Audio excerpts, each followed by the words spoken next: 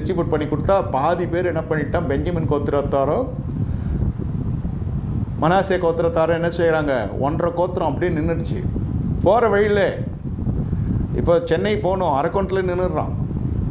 இங்கேயே பசுமையாக இருக்குது, நான் இங்கேயே வந்துடுறேன், இங்கெல்லாம் வேணாம், எனக்கு இங்கே மந்தைகள்லாம் இருக்குது, வாக்குத்தத்தம் செய்யப்பட்ட தேசத்துக்கு பக்கத்தில் தானே இருக்கிறேன், எதனா தான் வந்து போகிறேன்ட்டு பெஞ்சமின் கோத்திரத்தாரும் மனாசே கோத்திரத்தாரும் ஒரு டிஃப்ரெண்ட்டாக இருப்பான் கேரக்டரில், நேச்சரில், சுபாவ கிளைகளில் வேறு.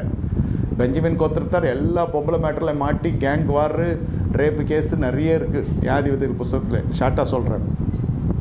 அதனால் இந்த பெஞ்சமின் கோத்திரம் வந்து தள்ளி வைக்கப்பட்ட கோத்திரம் ஆயிடுச்சு டியூ டு கேரக்டர் அசாசினேஷன். ஆமாம், கேங் ரேப்பெல்லாம் பண்ணிட்டாங்க. அதனால் பெஞ்சமின் கோத்திரத்தார் மேலே மற்ற 10 கோத்திரமும் கோபமாக இருக்கும். அதுலேருந்து தெரிந்து கொள்ளப்பட்டவர் தான் சவுல் ராஜா.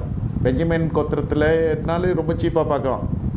இந்த பெஞ்சமின் கோத்திரத்தில் வந்தவனா நம்மளை ரட்சிக்க போகிறோம், சவுலாக நம்ம ரட்சிக்க போகிறான்னு சொன்னது காரணம் இதுதான்.